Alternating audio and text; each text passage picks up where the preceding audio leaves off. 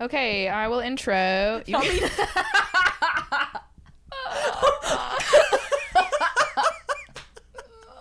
now I'm glad we are filming. That's funny. Okay. Good God. That was the perfect intro. Okay. This is actually my first friend podcast, Catherine. Yay! So I have Catherine here, Cather out on YouTube, and we met at USC on the first day of class at Global Leadership Program. That's how we met. Here's how we met. And Catherine is someone, you are someone who has literally introduced me to the most favorite things that I like in my life. Like, you introduced me to Tim Ferriss. I listened to his podcast like religiously. I've had a dream about like meeting him. You've introduced me to Atypical the show, in which I have never related to a character more. Which probably says something. And I don't know, you know like a lot of stuff. You are very aware and in the circle, like really deep in a lot of different circles. And I think you're just a very interesting person. And we also have the most interesting conversations. Thank you. I agree. Yeah. So welcome to my podcast. And thanks you. for being my first friend to be on it. Thank you. That's such a flattering compliment, because I feel like that's one of the best compliments that I give, is like, you have such good taste, you know? Because it's like, or like specifically, like, there's some people like my friend Jared, who I've mentioned like 100 times tonight. I'm obsessed with him. He is somebody who, like, if Jared recommends a piece of media, like if he recommends a movie or TV show, I'm watching it and I'm going to love it. Yeah. Like, even if I go into it in bad faith, being like, I don't want to like this, I will literally just by some miracle like it. Like, he just has that kind of taste, specifically in that one genre. And it's like it's really nice. It's kind of rare. No, yeah. Usually if you tell me to do like watch something or like look something up, I'm like, okay. Like if anyone texts me anything, they're like, oh, watch this video, I probably won't watch it. Yeah. Like, it probably just will not get watched. Yeah. But I will make it a point, because I'm just like, you have introduced me to so many interesting things. Thank you. Thank you. I guess kind of like OT too. Yeah. Oh yeah. That's the one I always am like. Journaling workshop. I took a journaling workshop in college, like my last year, the best class that I took at USC, the most impactful class. It was because it taught about like creativity. Yeah. And it introduced like creative theorists. And that's life-changing if you're not in like a creative like field or don't have like a very creative background, and then you start thinking of creativity, like not something you just do on the weekends, something that you need to incorporate in your everyday life. That was life-changing for me. You told me to take that class, and I reference Julia Cameron in that book all the time. Once you start referencing Julia Cameron, you can't go back. Very hard to stop. Do you follow her on Instagram? No. What? You need to follow her. The audio just I was like, I took it away. You do like this. See, this is why you have to wear headphones, because otherwise you have no idea what's going on. Also, this is why I should like probably just incorporate like a video aspect for the I don't know. Oh, I forgot. I don't even know what I'm doing yet. This is That's like the problem if you do video, is that you forget that some people aren't seeing you. Yeah, so then you don't explain for everything the only you're doing. if we're only doing this visually, we like thrust the microphone away from our mouths when we just did that, because it'll peak. I think that the good thing though is about they could hear some of that, because they could hear when we were doing it close to the mic and far away I was like, from the mic. It's like towards you now. What were we talking about before? That is already about Instagram, Julia Cameron. Oh yeah, okay, yeah, she has some real good stuff. Let me just like Let's pull it up. I just need to pull it up right now. This is gonna Pull happen her up. because this is one of the most impactful ladies probably in both of our lives. Do you follow Elizabeth Gilbert? No, on Instagram. I don't follow her on Instagram. I haven't even read any of her stuff yet, but she endorsed The Artist's Way, and she has a very similar kind of like. I've watched her TED Talk, and she has a very similar. I'm pretty sure it was hers, where and I reference that TED Talk like all the time. Yeah. And she thinks that creative people are a vessel. So when creativity, like she has talked about like, oh, like this famous writer in a field would like get these. Or maybe it was like a poet. Yeah. She would get this, and then she'd like literally run to her table to like write it down before it. And sometimes it would come like backwards or something.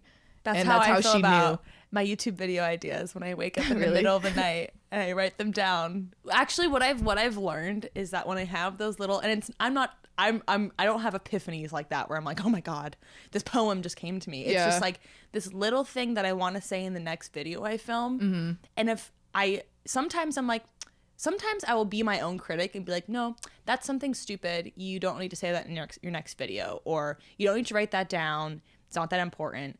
Every single time I regret it. So now I've just learned it's worth opening my eyeballs up, opening my nightstand drawer and writing it down. Yeah, I have those too where I'll have like a really good thought and then over time you let yourself criticize it. But it's bizarre because like I don't have an organization system right now. I'm actually reading this book called like Building a Second Brain in hopes of like that will solve, because I have so many notes everywhere. Yeah. Like Notion notes, like sticky notes, okay, so you did start flashcards. using Notion. Yeah, I use Notion, and I'm hoping to organize it all in there, because it has helped for some aspects, but it's still all over the place. Yeah. Sometimes I'll literally write the same idea like 3 different times over the period of like a year and a half. So now whenever I have ideas and I'm like letting myself criticize, I'm like, at some point, like one version of me thought that this was like a really good idea and I should just like trust that. I wholeheartedly agree. I even like when I first moved into this apartment, I didn't think I was living on like kind of a busy street. I thought I was going to be pretty sleepy back here. But for some reason, it's like a main thoroughfare of like drunk people after their night out. And so I'll always hear people, and even not even drunk people, just people out of 4 p.m. on a Saturday, just saying the most like inane shit because they think that nobody's listening. Yeah. But I'm in here and I'm listening. I was actually wondering, because like that window's open and like we can't see out of it. I'm just like, people would have the most interesting time just like listening to our conversation. Because we just sat, okay, a little context. We just sat here for like 2 hours. I got into Seattle. You picked me up. We went to dinner. And then we've just been sitting here. We ate pie. Yeah. And it's now 12:51. And I was like, oh, when should we record the podcast? There's currently someone jangling their keys outside, which I hope they're listening to this conversation because it's going to be really good. That's the thing, is honestly, a lot of times I think that people are going to be looking into my window or listening to me, and they're not at all. Yeah. And I'm just like, that's also one of the, I think Lucille Ball has a quote about that where it's like, you always think that like ominous footsteps just like really loud just happening. He's like, what did Lucille Ball say? that was actually really concerning. Those were like, it sounded like the longest moon boots. Yeah, like what kind of boots were they wearing? You're walking on styrofoam. That was really long too. So anyway, sometimes I think that people are not looking at me and they are, and sometimes I think that they are looking at me and they're not. Anyway, people just walk by and say really stupid shit. And for a while I was like, I want to have something funny, like you know, a lot of people do like Polaroids when people come over. Yeah. Like you did that. Yeah. I like that. I like having like a little like ritual that you do when people come over, because I'd love to have a record of like you being here on my couch, you know, but I don't. So I was like, okay, maybe instead of that, I'll just do like overheard Seattle and just like things I hear. But then every time I would hear something, I'm like, I would be a critic of them and be like, actually, out of context, it's not that funny. And so I would like not write it down. That's so funny. But then I would literally be in conversations like this, being like, and like quote them, trying to recount things I've heard, and I could not remember because I did not write it down, because I don't have a very good memory. And so now I've started. I mean, I can read a couple things. I don't think I've gotten very far because I just started. One time I wrote down something that I overheard someone say at a coffee shop. It was like this guy and his friend was like, oh, I thought that's so crazy that you guys broke up. I would totally think that she broke up with you. And he said something like it's funny that I wrote it down verbatim because I was like, this is so genius. Yeah. Like I don't remember like the lead up, but he was basically just like, yeah, I guess that's growing up when you realize that like you don't like someone and then you actually break up with them. And I quote it all the time. And then I actually like looked back on the quote and it was a completely like different quote. Like what I just said, it was completely different from that. That is actually crazy. Yeah. So your complete perception of it was wrong. Yeah. But I'm glad that I wrote it down because it's funnier actually, like what he said than what I like. Yeah. Okay. I guess I just don't have the one that I'm thinking of. I sent it to somebody on Snapchat and then I thought, never mind, it doesn't matter. Anyway, I have one that's just, thank you, we do this every Saturday. And then somebody else in the group was like, but it's Friday. I just thought that was funny. And then another one was just, do you shave your ass too? Those are pretty good. Yeah, so there was another one that was really, really good with this lady ranting. I'll have to find. That's the thing is like I didn't put them all in this one note, so they might as well not exist because they're somewhere else and I just don't even know where. Yeah. So organization matters. Yeah.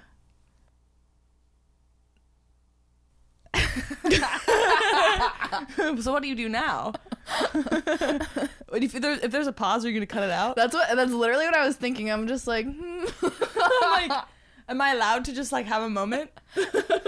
I kind of think that you can, like, especially if it's mostly an audio podcast, because here's the thing is like I want these conversations to be like very comfortable and just like, you know, like we have like the lights dimmed, like I don't ever want it to be uncomfortable. Yeah. And unless you're used to being on camera, the camera is very uncomfortable. Yeah. Did your mom have it on her? No, I didn't have it on I probably wouldn't ever have it for my family because I think my mom would be fine with a camera, but I think everyone else would be like a little bit weird. Wait, so what was on her Instagram? Oh, it's just the most pleasant, like, the answer is always creativity. And it looks like, you know, she actually does it herself. Because There's no way. You think that she does that? I don't know. Or she has like it's so basic, you know? Walking gives us hope. That's like, really so true, though. It's all, like, walking replenishes our store of optimism. Okay, she's working on a book about walking. What? Yeah, what? Why are these all about walks? Julia Cameron is working on a book about walking. Walks bring us into the now. Because I've been going on a lot. I always go on a ton of walks too. in Alaska. So I'm like, oh, yes. No, me. Often we walk out with a question and return with an answer. She's definitely working. What? I didn't even know that these are all about walks, but I've liked like half of them. Like, walks bring hunches, intuitions, and insights. You didn't even realize what she was doing. Oh my gosh. A 20-minute walk with no music, no dog, no friend can drastically alter conscious. I've just been liking all these and I had no idea that these are all about like Couldn't see the walks. forest through the trees. Like, see? When you look at the composite, so true. you get the picture. But wow. That's actually kind of scary. Like, you know, that's probably like a really good tactic of just getting something in your brain. It's just like she the was repetition. planting it. She literally, wow. She's so smart for that. I'm sure her publisher was like, you need to start seeding people that is with stuff actually about your genius. book. Because, I don't know. I mean, I don't think she's written anything since The Artist's Way, ? I don't know. Yeah, that was an interesting thing too, because I have never gotten past. Okay, so The Artist's Way is her book, and it's basically modeled off of the 10 Steps program, which I didn't even know until I introduced Callie to the book, and she was like, "Oh, this is about like it's modeled off of sobriety. It's recovery. Yeah, it's recovery. An artist recovery. Yeah. So it's like essentially the book is called The Artist's Way, and it's to how would you describe it? Like creativity recovery. I haven't described it so many ways to people because Yeah. it means so many different things to me, because I think a lot of people really steer clear of self-help in that genre because they think that it's, I don't know, problematic or not helpful in some sort of way.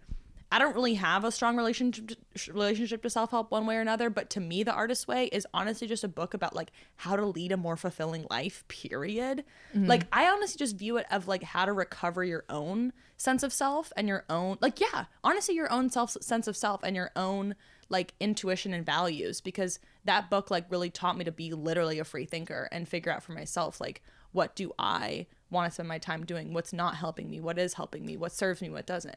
I think that's actually a perfect description of it. Like, because even the artist date, like when I first took the class, I was a serial monogamist, and I would not go to Target by myself without like my boyfriend, because I was just like, I wouldn't do anything alone.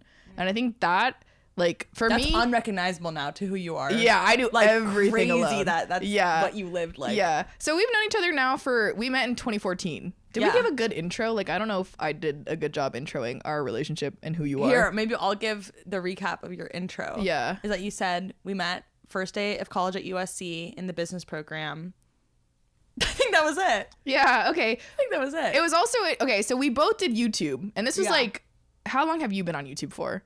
At least a decade. Yeah. So same. I think we started like pretty much. We've had our channels for a really long time, and I think we exchanged like a comment or something before we met. I think I was aware of you. I don't know if you were aware of me, because I remember finding you before. And Anne Marie was can I swear on this? Yeah. Anne Marie was a fucking pioneer of college vlogging, baby. Wow. I would not be where I am today if it were not for Anne Marie, like wholeheartedly, because What? you literally were vlogging like your freshman year, your first week of school. Yeah. Like, do you realize how truly before your time you were? Yeah. Like, if No. I had, I would love, I think of myself as like, I just tweeted this, like, I think of myself as like a scholar and historian on lifestyle girlyism. Like, I just love to think about like this realm of like YouTubership of like a lot of us who were like kind of beauty guru-esque. Yeah. And then some of us fell into the college fair, and then now we kind of just like make like general vlogs kind of thing. Or at least I do. And that you were kind of like, if I had to name like one of the first people to ever do it, like you were kind of that. Like, do you remember anyone doing it before you did There it? was like, I remember we were the only ones to it. Like, everyone at USC were like the college vloggers. And I remember even meeting people there, and there was like there were like a few other like Yeah. vloggers. Yeah. And they're like, oh yeah, I think I want to like do the same thing. And I think it's kind of crazy how much it changes in such a short amount of time, you know? Oh, well, we could talk about this for like 40 minutes. Yeah. Because I have so much to say on this topic. Like, it's actually crazy. Even when you were talking about like going back to college vlogs and like the categories, like you are just a different type of person if you even know what any of that stuff means. Yeah. I mean, I'm sure everyone watching this, they found me through YouTube, so Yeah. they probably understand that YouTube landscape. Yeah. But that was also during a time where it wasn't like cool to do YouTube. Like, people were like, it Let's was talk about becoming that. cooler. Yeah. Like, oh, like, By why the do you make end of these online freshman year. videos? Yeah. I remember because I didn't vlog my freshman year, but I did make videos in my dorm room, which is like a little bit different. Like, I would make videos about Yeah. like, here's how to get involved in extracurriculars, or like I remember I joining helped you marching film band. your room tour, and you ended up like not being able to monetize it, and it like blew up, and you were like, I used a copyrighted song. Oh my God, you were the one that helped me film that? Yeah. Can I just tell you, I have so many people that will comment on like my TikTok or my YouTube and be like, I've been watching you since the room tour. Like, Really? for some people, that's like their like first seated memory of me. Like, that is like their like nexus point. Isn't that bizarre? 'Cause- Okay, so Elliot had a video that blew up. It was like giving away iPhones at Harvard. Mm-hmm. And for you making the video, I think he knew it was gonna blow up, but it's just like another video for you. Oh no, it's just another video. But for for people, that's like the thing that they know you by. Right. Which is bizarre, because then it's like a Totally. huge amount of people know you from that one video, where you're just like, oh, that was just like a random video that I did because it was like popular, I guess. And isn't that the way it always, I mean, talk Yeah. about Julia Cameron, like the artist's way. It's like, you can't judge what you create. You can just, some people, like, there are some times, like when I made one of the more recent videos that people found me through, which I'm really grateful for, is a video about like not aspiring to like have a career. And when I was making that video, I knew that I do not dream of labor. Yes, like I knew it was going to catch the algorithm because I had never searched for that. I had never tried to seek those kind of videos out, and they were coming up on my homepage like one at a time in succession, week after week. Like, I would watch one, and then a week later another one would pop up. It was like whack-a-mole, and I was like, this YouTube will not stop serving me this. YouTube does not want me to work. Like, YouTube wants me to be a YouTuber. Well, that's actually really interesting. But which I never have put it in that frame before, but like I like that. YouTube low-key does want me to be a YouTuber, so Dang. like maybe they were feeding me that, because Damn. literally they got exactly what they wanted, because now I'm not working and I'm just doing YouTube. So like, Okay, that's a whole other topic that we need to dive into too. There are just too Okay. many topics with this girl. okay, so we have the college vlogging. Okay, and did then we give a have- good intro though? I interrupted your intro. Still the intro not. recap. I'll finish this. Okay. I'll finish. This is what you get on my channel, is just tangent after tangent and after tangent. But I feel like that is perfect for a podcast. It doesn't work for videos because then you have to edit and try to make it make sense. but it does work for me because I always pick up the thoughts at some point. See, I always lose them. I pick them back up. I have pretty good recall That's as I'm great. speaking, except for right now, in which I'm trying to remember what I literally there was have been just a few talking moments about. where I'm like, what? I just completely. It's harder for Yeah. me with other people, but sometimes, like, if I'm like around a campfire and there's like a few other people and I'm just like listening for a minute, I can pick it back up. and be like, we were Damn. just talking about That that. is a really good skill to It's have. so good for your brain It's too. so frustrating forgetting what you were talking about and not being able to pick it up, and that happens to me a lot. Yeah, well, I can think of one reason that might be the case. That's pretty good. But see, now I'm like gagged because I'm like, literally, what was I just talking about? I was talking about. It's also late here though. I'm really making you do this at like No, but 1. kind of my brain sometimes works the best at this hour. Yeah. I guess it doesn't matter what I was talking about. If I figure it back out, I'll figure it back out. But the college vlogging thing, the intro I was trying to give is that Anne-Marie like really was ahead of her time in that. Oh, I was talking about the I don't aspire to have a career thing. And one video where I did know it was going to pick up because of the algorithm in a similar way that Elliot did was that video because of the way that the algorithm was serving those videos. So I was like, I know, not that it's going to be like zooming to fucking 1 million views, which doesn't have 1 million views, but like it's going to get picked up, and it did. And then it just like really got, I think I just hit it at the right, like I literally hit it when it was getting its stride. I remember seeing that like everywhere, like on my page, and I'm like, Yeah. I'm subscribed to you. Yeah. And I still saw it a ton. Like it took 4 to gain like a critical mass, and then I hit it with like, because the people that did it before me didn't have as much of a subscriber count, so they were more like indie YouTubers, and then I did it with more of like a following, so I had more of like a power behind it, and then it just popped. Yeah, because You then know? I started seeing the like I do not aspire or Yeah, What's- it's just what is it? I do not dream of labor. Like doesn't Yeah. really matter. Just so many different titles. But anyway, that's one video where like as I was filming it, did have the thought in my mind, this may be seen by people who are not subscribed to me, which is kind of all I care about. I'm like, I don't really care about if it goes fucking viral, but it's really hard as a YouTuber to manage the perceptions of people that have not been following you. Like I have the worst comment sections when my videos make it out of my subscriber base. Yeah. Because I'm just like, y'all don't understand me. You're misinterpreting everything I'm saying. You're watching this in bad faith. Like da da da da da. Like it's just bad. Yeah. So anyway, that's one thing about creating. But what I was gonna say is that, yeah, that room tour brought a lot. See, I'm picking up all of the fucking thoughts. Yeah. Literally as I laid them down in reverse order. Like literally it's hard to name things that you're good at, but I'm like, I do feel That like is a I'm good at huge that. skill. I do feel like I'm good at that, Yeah. and I'm comfortable saying that I'm good at that. But the room tour is one that just like picked up, and I'm so glad that Anne-Marie filled that for me. But then after you started vlogging, then I was like, oh, that's when I made a vlog. No, I had a vlog channel. No, okay, that's not right. I had a vlog channel in high school that I'd post on sporadically, but then in college I was like, oh, I want to start doing like weekly vlogs because I'd seen that format worked so well for you, and I was Yeah. like, I want to have those memories. And thank God that you did, because I cherish those vlogs so much. Like they really do capture such a slice of life. Yeah. Like truly. Well, thank you. I got the idea, I remember, from Lauren Elizabeth. Yeah. Well, I didn't even really watch her that much. Like like she's like one of the OG YouTubers that was like Oh yeah. there at the time, and she moved to LA, and I just remember watching one of her videos where it was like a weekly vlog. Yeah. That was like simply like what I was Yeah. copying. And she was just like crying, like having a really hard time in LA. And I was like, this is so like real and Yeah. honest, where I was just like, I think it'd be really, because a day, like if you're just vlogging a day, that just captures a day. And then it kind of like you change the mood because you're just like, oh, I'm vlogging today.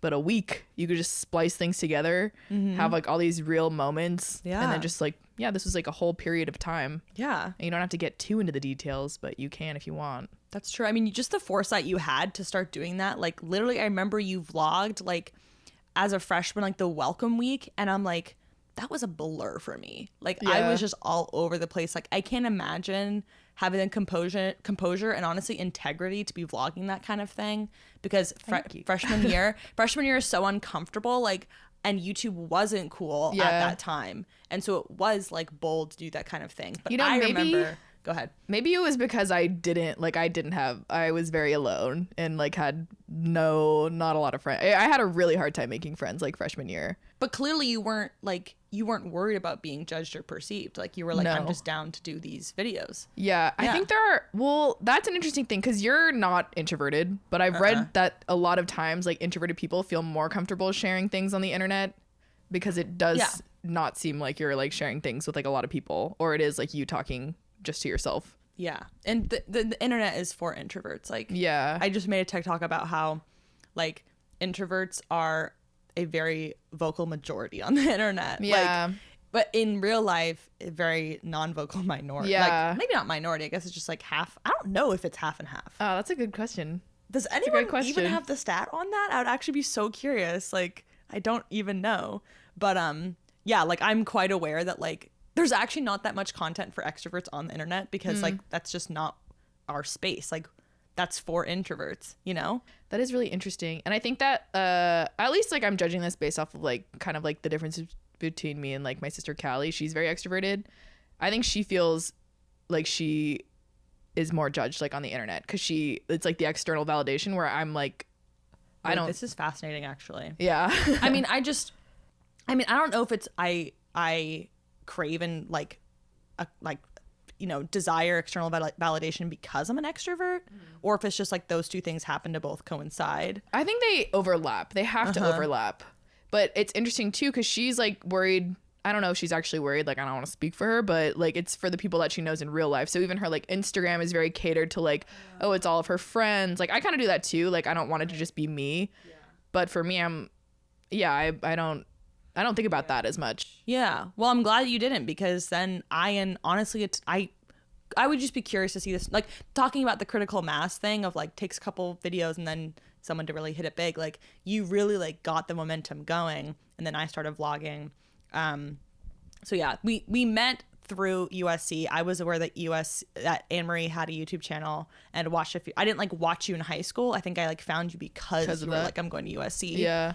And then I made it a point. I was like, it's funny because I have a friend in college that I met, Brad, that like he's very like targeted with his friendships. Like he will literally identify people who he's like, I want to be friends with you, and then he will make a point to be friends with them. Such an extroverted thing, I feel. And he always, and I never thought that I related to that. I was like, that is like a different level of like neurotic or like just like, you know, detail oriented or something. Aspire to do I that. just don't have that. Yeah. But then I look back at it and I was like, you were kind of that for me, where I was like, oh, I definitely want to be friends with Anne-Marie because we have so much in common. You know, like it would just be too natural. I think the way that we met, I mean, it was kind of a synchronicity. Like we literally sat right next to each other. Well, there was like someone in between. There was somebody. But that was also a kind of a synchronicity in that world. Like we were all friends. Yeah. Yeah, so that was, I don't know, it's been really interesting. And you've seen like a lot of evolution, like we've seen a lot of evolutions of each other. Oh yeah. We've been through the eras. Like we've worked together. Like when you were talking about how you can always remember things, it's because you're a great speaker. Like you are very good at speaking. Like you should see this lady in a presentation. Like I was so glad that I was in your like PR team because I was like, she will carry the weight of this entire team and I will get the A. That's so funny. Yeah, I mean, like so good. I think that is one of the reasons that like the medium of YouTube I'm drawn to, because I'm just like, I can speak better than I can write, I believe. Yeah. Like I do think I'm more like I can convey what I'm really trying to get at better by talking it out than writing it down. I think writing it down is still very valuable, but it honestly, it's not as like drilled in. That's actually, that's why I like talking to you, because I feel like we always get somewhere. Yeah. Or you can always explain something. I don't know how to even articulate it, but you are a very articulate person. Oh, thank you. Yeah. That's a really like that. I also tweeted that. I was like, that's one of the most flattering compliments I get, is someone being like, you're very articulate, or like you explain your thoughts well, because I'm just like, that really shows that you're like, first of all, listening. Yeah. Like, it's very pleasing for a listener. Yeah. No, I mean, that's super flattering. But yeah, we have seen each other through so many different, I like forgot that we even like worked together, I guess. Yeah. At Genius Brands. Oh yeah. Oh my gosh. Wow. Anne-Marie and I have like interned together. We've been to multiple continents together. I've been to more continents with you than maybe even my family. Yeah. No, well, not anymore, but at first it was, because I went to Asia with you. Yeah. And Europe. Yeah. And before that time, I don't think I had North America. Yeah. Yeah. So yeah, we're trying to figure out which continent to hit next. No. Yeah, we should, honestly. It'll happen. I mean, yeah. I guess Mexico's not necessarily South America. I think we're also pretty compatible, because as travel people, because you plan everything. Yeah. You're a big planner. I am not a big planner at all. Big planner. So when we like went off and did our own thing, I just like did whatever she did, and I was like, oh, that's great. Which honestly, so glad that we just like happened. And I guess maybe we had so many trial runs before that Europe trip because we went to China together over spring break and we roomed together. That was such a fun time. We have vlogs from that too. Yeah. That was literally such a fun trip. Like, because, and I have a thing where I remember memories better if I document them. Yeah.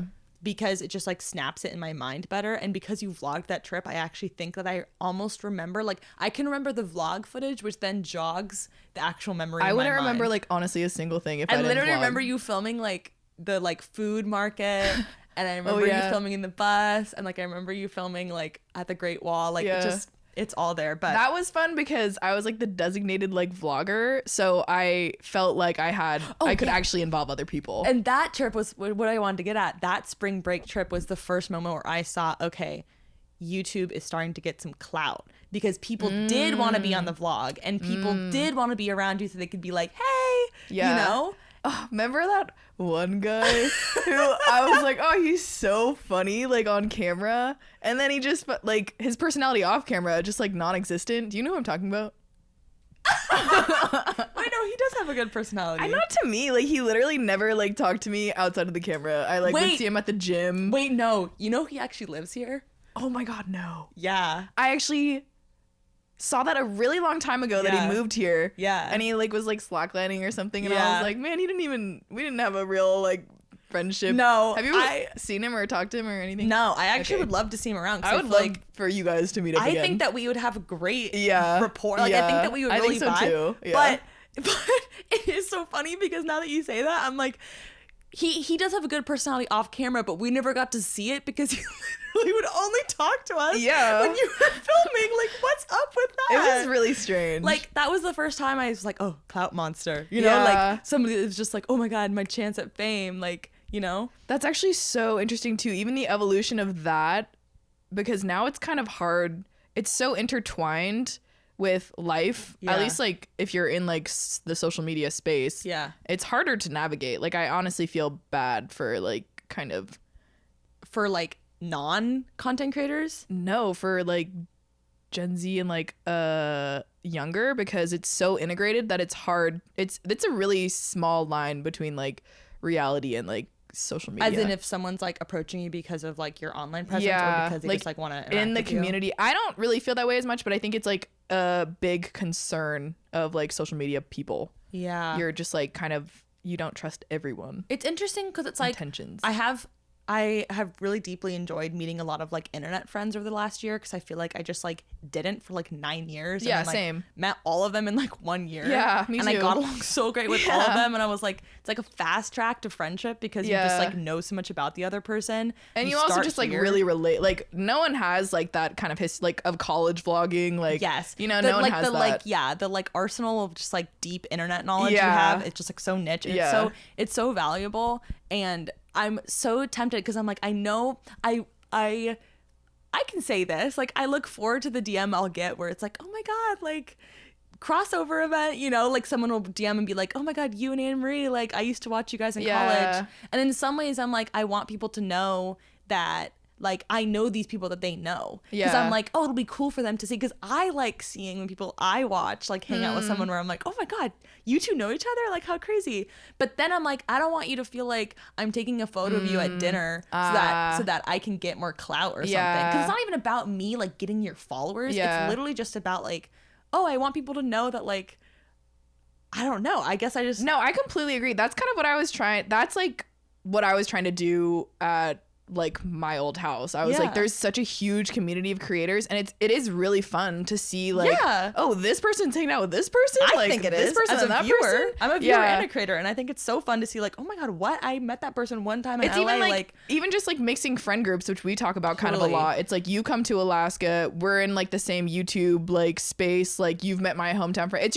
It's like crazy to see, but it's so fun for the person whose like world is colliding, because you're just like, I know you from here, and now you're interacting like with this person from like a completely different world. Anne Marie introduced me to her sister's friend Joel in Alaska. And I literally hung out with Joel in LA now, introduced him to some of my friends. Oh my gosh, I love that. And I'm like, I'm waiting for the crossover event where like you just come to like one of my close friends conferences and Joel is there, but he already knows everybody. No, it's so crazy because like I've seen you post like on your Insta or something, like he pops up and I'm just like, that is so crazy to me. But I love that. I know, it's the best. It's like the way I term it is like compersion, which is like this polyamorous term for like when you see your partner like go off with somebody else, like have a romantic relationship with somebody else, you actually feel joy, not jealousy. Interesting. I don't necessarily know that I would feel that in a romantic setting, but I definitely feel that in a platonic setting. Wow, that's like, a good word. Like that's the opposite of jealousy. This is what I'm talking about. Is she'll just like introduce me to like word like just concepts that I'm like, wow, that is a perfect way to articulate something that we are talking about, but I had no words for it. Sometimes they just you just get hit with those little valuable terms and you're like, you have a lot of those. I gotta store that. Somebody actually DM'd me of this book of little words, like little foreign words for feelings that you've experienced before. Because I posted like German? French, German, Japanese, like because I posted you actually posted a sundog, which is like when there's like a ring around the sun in the sky, and I'd never seen one until I moved here. But my friend Sean told me about them and he saw them in Arizona. And so I told you about the sundog. And then I saw these, I call them God rays, which is like when the sun is coming through the clouds. Yeah. And it just looks like, it looks like God rays. And I'm like, I just posted on my story, like, I call these God rays. Does anyone like know what they're actually called? And they're called crepuscular rays. But somebody else was like, I don't know what this is called, but the word for when light like speckles through a tree onto like an open piece of ground is called like moromebi or something some Japanese word. And I was like, what?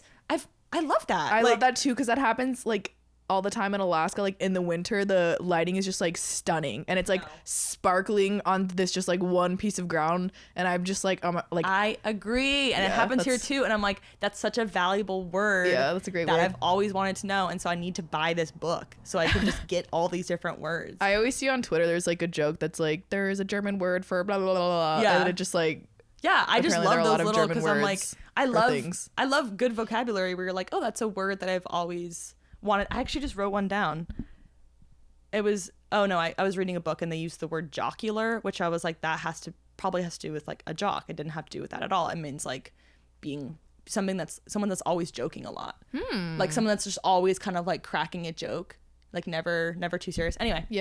Anyway, what I was getting at with the compersion thing and the friend thing, and then before that, the picture thing. Oh, we were talking about posting people. Yeah. And feeling kind of bad. Yeah. Sometimes I just worry that like, I feel like that is like, so I have been around so many creators now in the last year, but I feel like if you're like 7-year friends, that should not be a concern, you know? No. Yeah. No, I wouldn't be concerned about, but when I'm meeting new internet friends. Yeah, I'm for like, sure. It's like this that's the thing too, battle. is some people literally have like a strategy. They're like, oh, never post like the first time you meet a new creator. Like some people. What? Dude, yeah.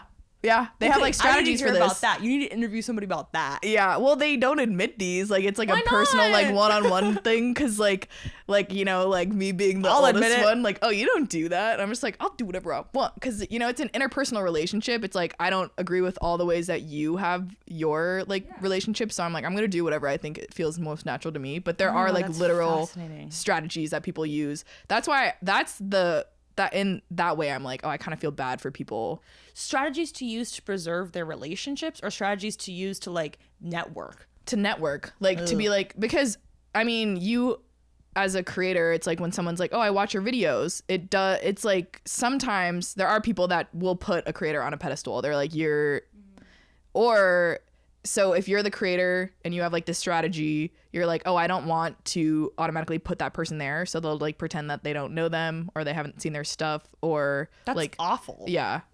That's so disingenuous. Yeah. That's where I'm saying like the line is like, I think, you know, I think I hate that you even know that. No. Yeah. No, like there's so many like fooked up things like that where I'm just like, I don't know any are of you that. living in the like after a certain point? I mean, it is real world, but it's just like, I feel like I honestly think like 1996 kids had a before and after to the point where it's like we at least have like an awareness that this is like there is a before and after, where the kids growing up now, like there's just the after, you know? Yeah.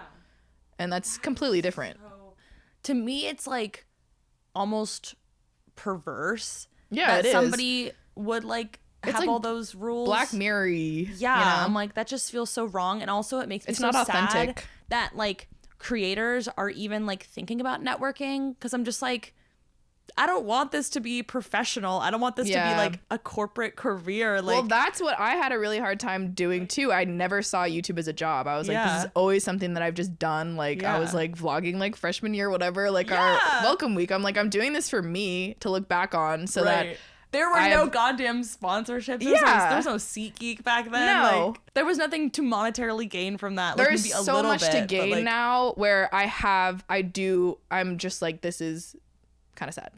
It is. It Yeah. is sad. That's like really. That just distorts your mind. Yeah. Like, I just don't have to think about that a lot. Yeah. You know. Yeah. There are like a lot of repercussions to that too, Yeah. you know?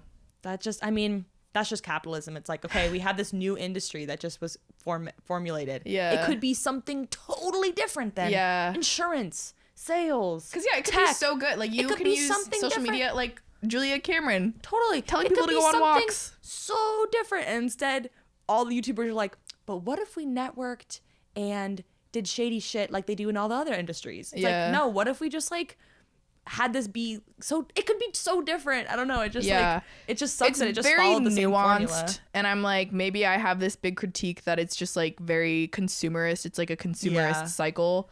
But I mean, yeah, I guess you can't always blame someone for like wanting to maximize their money if they need it. I don't know. It's like this is the kind of stuff that we like to psychoanalyze. No, truly. I'm just like, Yeah. I don't know. It's like too nascent. Like, I'm like, I don't even know. This is the first time I've even heard of any of this stuff. So I'm like, I don't even know what the social implications, like Yeah. the health of this kind of stuff is to treat people Yeah. this way. Like, I No. don't even know. They're not studying this shit. Like, No, there are gonna be some like major like mental illness Yeah. like problems that come from this for sure. no, 100%. Yeah. But then on the other side, like there are a ton of benefits. There is a ton of good that could be done. yeah. No, I mean, I love being a creator. I just think that like, I don't know. I think that we should like allow it to be something different and not have to have it be like, Okay, well you're such at an a- interesting point in your life because you just quit your job. Yeah. So I had my little unemployed millennial like series title. Yeah. And now you're unemployed millennial. I mean, I still would I like say to I'm call underemployed. underemployed. Because it's like I'm like half self-employed. I'm like Yeah. part-time self-employed. So I'm like I'm not employed. I'm just like underemployed. Yeah, I think that's actually the proper term. Yeah, it is. Like even when I was doing like research, the way that I justified my unemployed, it's like the definition of unemployed means I'm not like employed by anyone. detached. Oh. Yeah. And like Oh. my favorite thought leader is like Naval Ravikant, and he's like, you know, once you're unemployed, like once you get a taste of like he uses the word like unemployed in the way that it's just like you are unemployable. In the way that it's like you're kind of not in the way it's like you don't have a job so you're unemployed. It's like you're kind of detaching yourself from employment. I love that. Right? That's why I like it too. I wish you would explain that more. Yeah, Because it's- that makes it so much more meaningful. Yeah, it's like the I didn't way even know unemployed could be used that way. Yeah, I like words like that, and I think I think other people are not as like into the nuance of that Yeah. kind of stuff, so I'm like it is misleading in that way, but even like the connotation of it, like there are just so many things that I do like about it. But so you're underemployed and you also do YouTube. Yeah. So do you think that your relationship with YouTube and how you post on it and how you make money will change? Because for me, I still like to think that my YouTube is like, you know, my artistic, like creative, whatever. And I still pretty much feel that way. Yeah. But the moment it is like your job, it's an adjustment period, but it does kind of change things. Yeah, I mean it's I've been through so many phases with it, right? It's just like being a YouTuber is so cyclical. It really is just Yeah, like that it fucking really spiral. is. Like you just get to the Yeah. same point over and over again. You learn a little Yeah. bit more every time. Like it just so I have so much affection and endearment for like people that just start out because I'm like, you have such a long road ahead of you. Like I feel like an old hag. I'm Yeah, like, me too. you are gonna be Yeah. swept in the wind. But I mean, honestly, the artist's way like really had me reformat like where does this sit, because it's like it's not like there's one mode where it's just like, okay, jump into being a creator with full abandon, don't worry about money, and like the money will find you. And I'm like, I don't really know about that. But on the other hand, it's like if there is one perspective that like keeping it as like a side hustle is actually just because like it's a self-limiting belief that like you can't do it. Yeah, that's what I questioned of myself. I was like, was I doing that?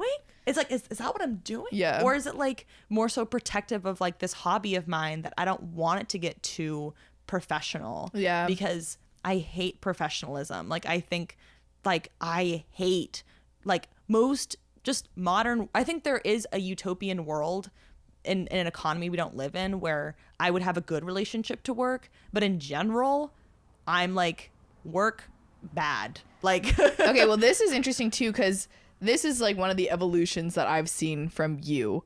Like even when we are in the group project, like PR group, I was like, you are literally like, you would make the best employee. Yeah. Like because and you I did. actually care. You seemed to care a lot. Too like much. I was too employed. Yeah. That's what I'm saying. I was too employed. Yeah. Yeah. That's like why in that the school resonated system. with me. I was too employed by everything. I let think things employ me. I've always been pretty unemployed. Like I don't let things And employ I me a respect lot. the shit out of that because I've never been able to be detached. I've always been like, and this is one thing I'll say about Anne Marie, who I admire so much, would never be swept away in a cult. Would never be swept away in a cult. One of the few people who would never just like, oops, I'm in a cult. Like it's just because you are such a critical thinker. And that's such a huge skill that we're literally not taught in our education systems. I don't know how you developed that, but Thank God you. bless you. I haven't had that for the last 24 years. Took me till like I was 24 and a half or 25 to like develop that. And then I was like, oh damn, I've been really employed by these other things, because it's easier to let your whole value system and your whole like goals and your arc of your life to be just created and controlled by these other systems that are much more like, you know, all imposing than like something you'd create yourself. It's so much harder to live your life by like, but what, and this is also what the Artist Way, Miss Julia Cameron always comes back, always comes back. So what the Artist Way tells you is like, what do you actually want? Like, forget everything else, forget what people want and project on you, what your boss wants you from you, your partner wants. Like, what do you value? Like, maybe someone else thinks it's stupid to do YouTube on a part-time basis, but what do you think? Like, what does what feels right to you? And like actually trying to divorce yourself from all the employment. And I finally got to that point. And then there was a point where I was actually in two senses of the word unemployed while I was employed, where I was like, I don't care about this. I don't value this. Like, okay, I watched something where you were describing that and I literally could not imagine you doing that. But you talked about how you just got like so burnt out. Can you go into that? Because in like college, Kath, this is actually so great to have you as the other person mediating this conversation, because you did see me in like my like hustle phase. I was like because you had a great job like out of college, and I was like, I don't know what I'm gonna do. I really admired, like, you just did the work and you did a great, like, your presentations were beautiful. And I was like, I literally just could not bring myself, like, first of all, I don't think I would be capable of like making a presentation that good. The presentation like, is the most fun part for me. Like, okay, I'm not on that, like, I cannot make a presentation for my life, but it was always like 1,000% like A+. And I was just like, I respected that a ton, but not in the way that it's like, I just literally was like, I don't think I could, like, I physically could not get to that level. And like, no one should. And no one should, because college does not matter that much. A job does not matter that much. You should not be pouring 110% of yourself into literally anything but maybe your health and your relationships and like your community, but like certainly not into something that like profits off of you. Like, you should not be just like giving so much of yourself. Like, I am proud of like my integrity as a student and how seriously I took my work, and I think like having a work ethic in the abstract is so valuable. But I think I was applying it towards the wrong things. Like, I think that is what we hear more voices. I think that is what I admired about you. I was like, you have a great work ethic.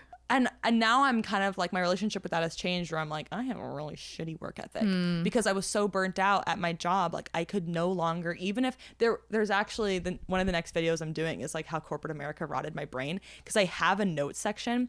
When I was on my last trip, I was like, let's do a PowerPoint night, but let's not do a PowerPoint night. I'll tell you guys what it is when we get to it. We got to it and I was like, okay, everyone pull up your iPhone notes and then read me the weirdest notes you have.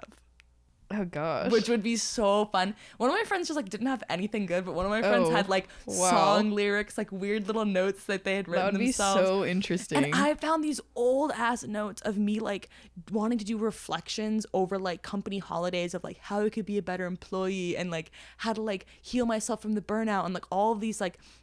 So if you want to see that, go follow my channel. But like I could not believe how much I valued like really like investing in the company and like putting my whole self towards that, because like it's just now I'm just like, okay, I'm burnt out, and like it's okay that my work ethic is no longer okay. So what was there a moment where it switched, or was there like readings that you did, or like learning, or how I swallowed the red pill. I guzzled it down. No. One of my subscribers actually told me about a free political education course, and this was around the time of the George Floyd protests, and so I was getting more into like social media activism, which means nothing. And so she noticed. Well, that's not true. Like okay, yeah, okay, yeah, but in the that's way that nuanced too. In the way that we were doing it back then, yeah, it meant the black square. It meant very little. Yeah. Like a lot of it was just like. There was a lot of people like policing each other with like how much they were posting, and just like on the whole of society, it probably made it worse. It's not very progressive. Yeah. Posting on social divisive. media is not very, it doesn't really push our quality of living forward, I would say. Like the material standard of living for everyone, who's on the street, who's fed, not going to change by like something you post on social media, maybe by a little bit, but in general, my politics is that we need to organize together and like unionize and like, you know, form community coalitions to like feed people, you know? So I'm like, it's more important to organize like here. You can only do so much over social media. Anyway, she noticed that I was getting more into that. And so she recruited me to this course, and I took it, and it was like 15 weeks, and we basically just learned about like Marxism and different political theories, and it was truly life-changing, like literally turned my world upside down. It was like honestly really scary for a minute, because I was like, I did not know any of this. Dang. And because our education system is not like truly interdisciplinary, like we really don't learn about like all of the different systems. We really just learn about the one we're in today. And so I was like, oh, the world can work differently than it does. And I was like, oh, we don't have to just keep like just reforming little bills. Like we can do other things than that. Like politics could work differently. Like my life could look very different than it does now. And I just sort of like learned more about honestly just like profit and the way that like your labor actually works with your boss and like landlords and all these flawed systems that like inherently you're like, landlords don't feel good, but it's like you don't really know why. And I was like, now I know why, and that's so empowering. Like I actually know why these things like are unjust. I don't just say it and just say it because I read it somewhere on social media. Like I actually got to like have an education and have critical thinking and talk about it with other people. And so that truly transformed my like perception of the world, my values, all of that. I now like organize and volunteer with that political project to help them put on other courses. Like I'm in one of their courses right now on identity politics, and it's just like a really great community, and those people help me understand like, oh, you can have a life that's not oriented around your career, and like you can work for your community instead, and like have that be the focus of your fulfillment, you know? So did anyone have like, has anyone seen this dramatic shift over like 4 years? It's been like probably like 3 years. I took that in the fall of 2020. Okay. So it's been like almost 2 years. Okay. Yeah. Has anyone like said anything to you? Like, did you get like feedback from like people at work or anything like that? No. But also we were like, that was when everyone stopped going to work. So I'm sure that actually probably played. Yeah, we were working remote. First of all, I would never be open about my politics at work, literally ever. Yeah. Because I know that nobody there shares them. Yeah. That was also very isolating, was I was like, oh, suddenly no one I work with shares my values anymore. And like the people around me aren't people that I necessarily want to be affecting my cognition 40 hours a week. You Like, didn't I want don't them to be really the birds of a feather that you wanted to flock together exactly. with. I was like, I don't really know if these are the people that like, yeah, they're like fun to get lunch with, but like in general, like they don't see me. These people don't see me. They don't understand me. And also at work, you're not able to be your whole self. Like, if very few people are able to be their whole selves at work, there's always a part of you that's like masking something because you're trying to be a good employee. Like, you're never, one thing that I've really loved actually about these like volunteering with this political project is that every time we join a call, we do check-ins where it's like, if your tummy hurts and you miss your mom, you like say that. Like, if you had a really shitty night of sleep last night and you kind of want to jump off the call because you're feeling like really icky, you can do that. Like, you just come as you are and you actually say how you're doing. And I cannot even fathom a corporate or working environment where I jump on a Zoom call and I'm like, I'm feeling kind of like anxious and like, I don't know, like my roommate's really bugging me, and like I cannot imagine a world where I don't just jump on the call and be like, oh yeah, I had a good weekend, like went to the farmer's market, but don't actually say like what's actually going on in my life. And I'm like, that's so hollow. It sucks that we can't like share that with you know, people that we work with, because that's an environment you're spending so much time in. Yeah, you spend so much time at work. Yeah, it's really sad. Like, and so it made me feel really alienated and isolated because I was like, these people know nothing about my life and I know nothing about theirs. And then really tragic, shitty events. Like, I work with a lot of people internationally. A lot of people I work with were in India, and there was all these farmers, like there was this farmer like revolt and like all these protests going on. And then there was also a little bit later, really bad COVID surge in India, like really bad, devastating. And I just had to jump on and just be like, hope everything's going okay over there. Like, I couldn't just be like, hey, I'm sorry about what's going on. Like, cancel all your shit. Like, let's stop work. Don't work for the next 4 days. That's actually what should happen in that situation. Not being like, okay, sorry. So anyway, about that account, like that feels so fraudulent. Like, that literally erodes your humanity to do that. I think there was kind of like a shift in the general like consciousness after after everything that happened after like 2020. So I'm sure that probably played like a huge part in this decision as well. I mean, it's all like, it's hard to separate. Yeah, it's hard to separate. There is what's no what. Yeah, like it true. all just like kind of like, I don't know if I would have gained this education if it hadn't been for the pandemic. Like, it's all together. But ultimately, I'm like really, really glad that I did get this education, and I'm so passionate about education. I think that's our only opportunity to like fully achieve any sort of like liberation or freedom to be our whole selves, is to like understand the systems around us and figure out how to change them.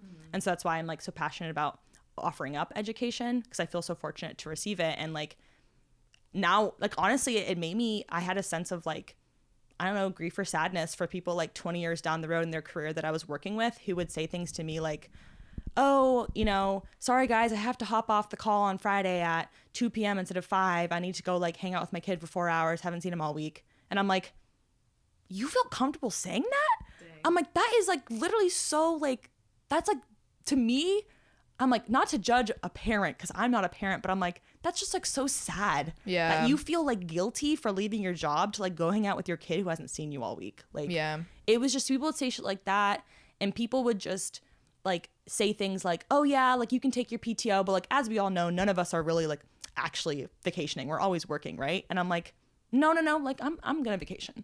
Like, you do you, whatever you want to do, but like, you haven't realized that like your job shouldn't be your whole life and you're 45 years old. I was like, oh damn, like not everybody's had this education. Yeah, it doesn't just happen when you turn 25. It's like some people haven't had this education about like, you know, you can create your life's own values devoid of like capitalism. It's like, you don't have to just adopt like work as everything. You don't have to. Yeah, like that is the thing that I was always, this is like kind of the issue that I have in my own head. It's like, I feel like I've been unemployed from those thoughts because I'm just like, even for like a sponsorship, I'm just like, I don't care. Like money, I don't care. Yeah. But I'm the place where I get like, I can't make a judgment about other people is like, I'm not like hungry, or like I have so many safety nets, like whether it's like my family or like my siblings, where it's like, I've never been in the position where it's like, oh, I have to pay for like, well, I don't have kids, maybe this will happen or whatever, where I have to pay like to feed my kids. Yeah. So that's hard for me because I do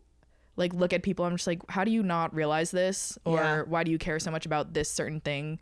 But I don't have that. Like, I guess it's like a position. I'm like, is this a position of privilege? Is like that Oh, why? totally. Yeah. Well, that's like one of the main criticisms I got on that video of like, I don't aspire to a career, is people are being like, that's because you have a level of wealth or a level of like financial security that you don't have to. And I think I felt misunderstood by that comment because I was like, I'm not saying that we should all quit our jobs and just like la la la la la do what I'm doing right now.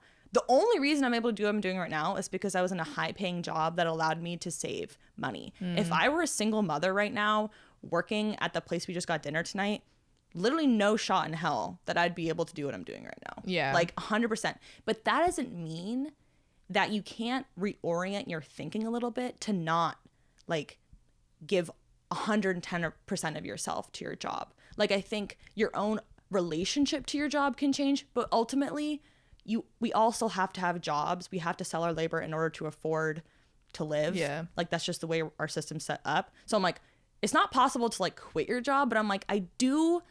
And because I've seen it happen with people of all class levels and people of all different identities, like it is possible to like reform and transform your relationship to your labor. But a lot of people don't even have time for that because they're just like, so they're working 4 jobs and they just don't even yeah. have time. So I'm like, I don't even have time to think. but the thing about criticizing my coworkers is that these are not people that are struggling for money.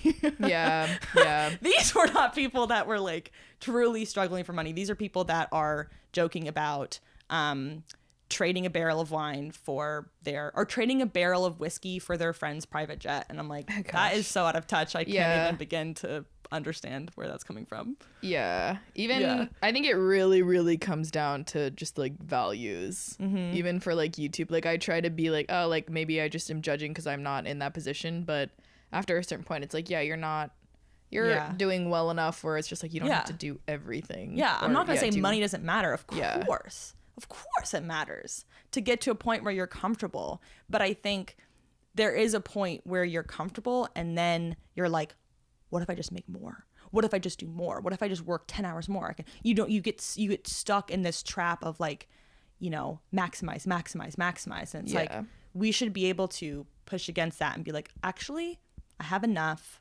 I'm comfortable at this level and I'm good. What was that? That sounded like a little. I thought that was your foot against the table. No, that came from outside. Well, I'm not too worried. Okay, me This neither. is an enclosed fence right here. Oh, really? That is? Yeah, this is like Oh. my backyard right here. Damn, that's really nice. Yeah, I thought that was just like a random street, so that's why. I Oh was no, like, no. This is this like fenced in area is like only there's not even a gate right there. Yeah, So, I like, heard it from like somewhere over there. I Yeah, think. the windows are also open on that side. Yeah. So yeah, Someone's there's getting that. a good free podcast. Just kidding. Yeah, I think that's like one of the most interesting, not to observe, but I think that is a lot of change for you to go through. Because I like from the junior year Catherine, I honestly would never imagine Some people that were at that scared. point. Some people were scared. We're scared me. for you. Yeah. Yeah, like what feedback do you get or did you get? One of the comments I got on my recent video where I said like I'm going to go to Washington and visit 2 of my friends, one of them Catherine, and then the other Shelby. Are you ready for this? I'm scared. Just kidding.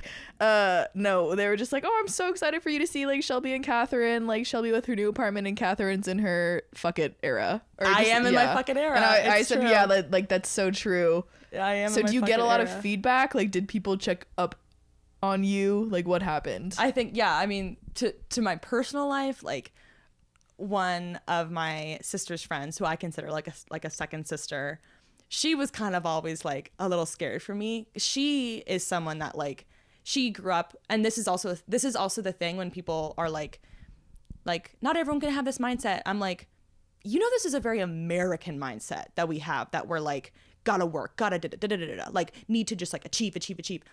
My like the followers and viewers and friends I have from like other countries, they're like, what are you fucking on about? Of course it's fine to do what you're doing. Yeah. Like they're all like, you're like, most of us approach our work in like a very like I made a video about quiet quitting, which is just basically like you just do the bare minimum at your job, and that's perfectly fucking ethical in so many ways.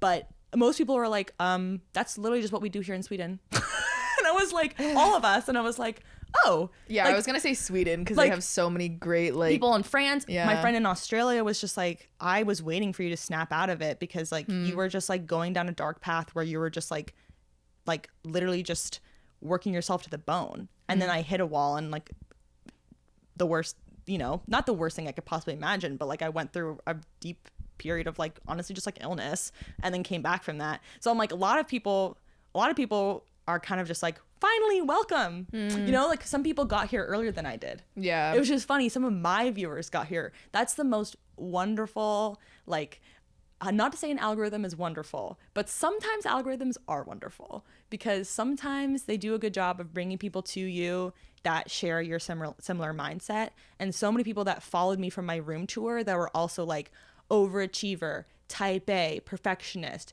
gonna do everything I can on this presentation. Some of those people, you know, were radicalized or got open-minded or got burnt out or whatever that pushed them over the edge, and then they were like, fuck this, I'm in my fuck it era, I'm not doing this shit anymore. They actually unsubscribed to me when I was still making like, here's how to like save $50,000 out of college, and here's how to like maximize your like productivity, because they were like, I don't want to hear this anymore. This isn't who I am anymore. It doesn't reflect what I want to consume. And then when I finally snapped out of it and I started making content like, actually, we should be critical of hustle porn and how much this is like really fueling like honestly mental illness and just like really degradation of like your quality of life. Then they came back and they're like, oh my God, I unsubscribed to you, but like now we're so aligned again. And I'm like, welcome back. Interesting. Like, how fun. Like, welcome back. And there's some people who have just been exactly tracking with me. And now that I've started a Patreon, like I get to interact with a bunch of them on book club, and like we're all so similar. Like we've had such similar paths. So I think a lot of people were like either ready for me to get here or really celebratory. And especially with me quitting my job, I was really nervous that I would get a lot of backlash about just like, this is really privileged and da da da da da.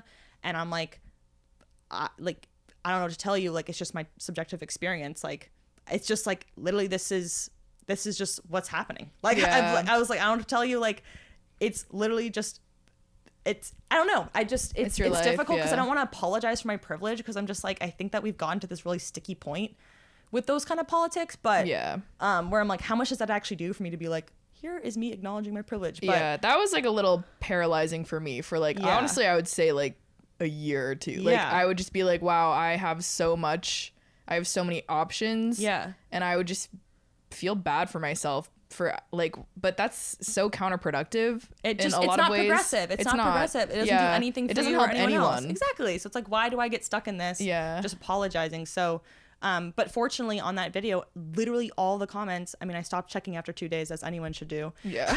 Literally. I would say 24 hours.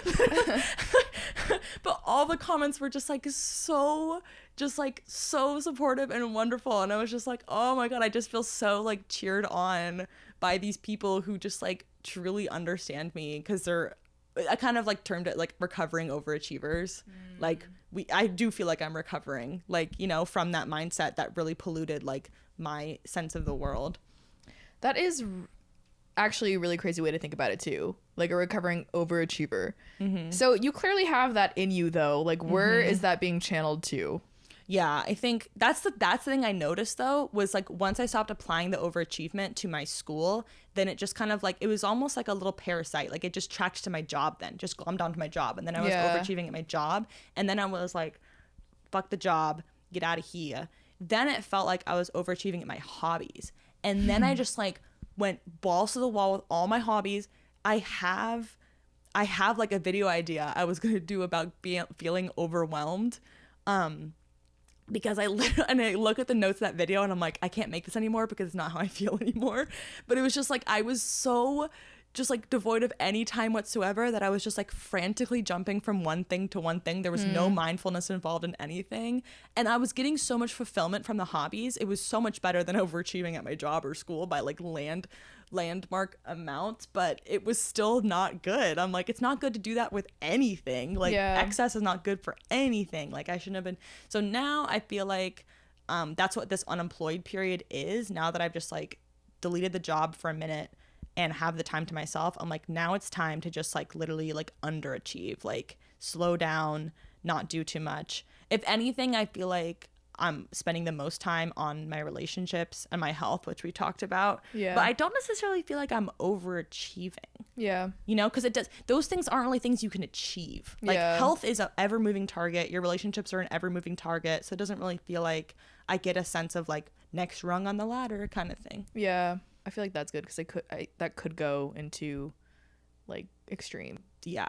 It's like I don't have an addictive personality, but I have this, whatever this is. Yeah, like I have like yeah. a very achievement oriented mindset, which I could be really hard on myself for, but I'm like, there's so many reasons why I have this, and so many reasons of them are not even because of me. Yeah. You know?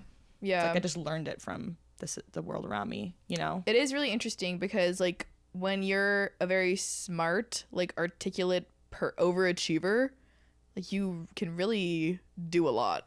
Mm-hmm. Like that's always how you did so much in college. I don't know what my nature is, but I definitely need like a lot of time to just like, I don't know, exist. Like, I don't know, like sit. Everyone does. Yeah. Most of us just don't give it to ourselves. Like, it's so interesting. That's why it's such a valuable friendship for me to have with you, because it's like there's so many things I admire about you, and I wish I could like, you know, behave more like you, and there's so many reasons that you're like, oh, I like that, you know. So it's like the yin and the yang. funny. It's like I really wish we're more balanced in your direction. So I mean, it goes both ways. Yeah, it definitely goes both ways. Yeah, we can kind of meet in the middle or give perspective. Yeah, I guess this is you giving your perspective for like because in college I just didn't get into any like clubs that I wanted to or anything like in freshman year, and so I was just like, wow, I'm doing absolutely nothing. I'm like just wasting my time. Mm-hmm. So it is interesting to hear like the perspective like years later. Yeah, but I don't think any of that time for you was like wasted by any means. Not at all. And I think you loved you loved like USC. There's like not a thing that I would change about that experience. Like I really, because I knew I had a shortened amount of time on campus, I was like, I'm gonna do this big. I have a similar mindset where I think I wouldn't change anything, but I didn't like fully. I had like rough time there for like the first like 2 years. That's kind of even more powerful. Yeah. You know? Like that is really profound. Yeah. Honestly, like to have like an experience that you're like, oh, I didn't have like a revelatory. Actually, no. And it sounds like it was a revelatory. Like it sounds like you had a lot of learning and growing that you did there, but it wasn't like, you know, sensationalized, you know, experience that you see on TV. Yeah, that doesn't need to be. Interesting. Yeah. You know, college is different for everyone. Yeah. You do learn like a lot in those times where the thing is like coming back to like really honestly Julia Cameron, and like you have to be true to yourself and what you value, and like if you don't value like being involved, like I'm an extrovert, so of course I wanted to be involved in like 5 different clubs that felt like cults.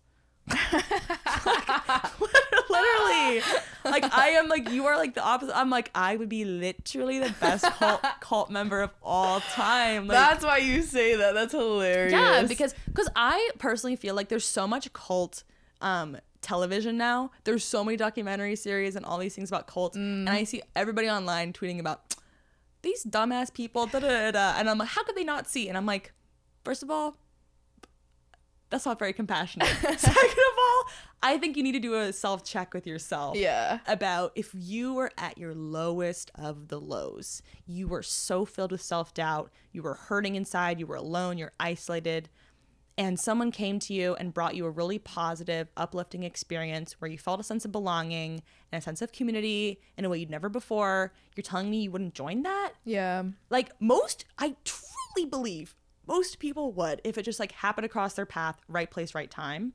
And literally like, I don't know what to like publicly say this, but like there are some YouTubers right now that are like falling down like some scary culty paths. Yeah, I've actually have seen like one example of that. Yeah, maybe we both know the same person. Yeah. But for you, I'm like, you are just such a great, like, and Marie has such wonderful intuition, and also just like you are just such a great critical thinker where you would be like, something's off here, or like you know that like sociological study where it's like a bunch of kids and then they are like, what's 4 + 4? And the first kid's like 9. What's 4 + 4? Next kid's like 9. What's 4 + 4? And finally you get to the last kid and it's like they They like know the it's first 8, but the they say first 9. 4 were actors and the Yeah. last one's a real person. They always say 9. Yeah. You know, you would Yeah. say 8. I really feel like you would. I would say 9. Yeah. I would say 9 because That's- I want to, and that's probably honestly extrovert introvert Yeah. driven too. That is super interesting. You've said this like to me a few times, and Of I would course say have. I can't even remember. no. Like I would say that's funny. I thought you like knew. No, I don't remember saying First that time to you you. said it, I was like, that is probably the nicest compliment that someone's given Oh, the me. cult thing? Yeah. Oh, no, I you're- do remember saying that. Yeah. The 4+4 thing. Oh. I'm like, have I said that to you before? No. Like, damn. I've heard that with like strings though, like the size of Yeah. a string or something. There's so yeah. many different. Yeah. Yeah. I don't know. I just think that's so. I don't think, from my perch, I cannot stress enough how unique that is. Dang, but I thank think from you. your perch, you don't really even fully see how unique that is. Dang. Like, there's just not that many free thinkers out there. Damn. Like, they're really, and I joke about that on my channel all the time. That like, we're free thinkers here. We can do what we want. But it's like, it's kind of a self-prodding joke because I'm like, there's so many times where I'm not a free thinker, and I'm like, it's easier just to go with the math. You have like that self-awareness though. I remember Yeah. when we were in Alaska, you were like, you said the same thing, and you were kind of just like, oh, I changed my mind, like, oh, like I would like whatever. Yeah. Like there is a big self-awareness in that, which Yeah. I think self-awareness is just like the most important thing. Now I'm able to observe, like, am I doing this because it's just like the most accepted thing, Yeah. and I'll get the most validation from doing it, or am I doing this thing because I actually truly want to? And that is honestly just being 26, Yeah. like truly, and just having like your brain fully developed is like Yeah. you're able to so yeah, all of this stuff happened at like the right time in my life because Yeah. like I really think if a lot of it happened too early, I wouldn't have had like the neurons firing right to do it, and then So many people I see are like, oh, now I'm like 23, or like, you know, they're like, oh, I'm 25. But I'm just like, every year I think you just learn so much more about yourself. Ugh. You deepen your relationships with people if you have good friends, if you're a good friend, you know. And I'm just like, every year gets better, I think, and you just learn so much about yourself. Your relationship with yourself gets better too. Totally.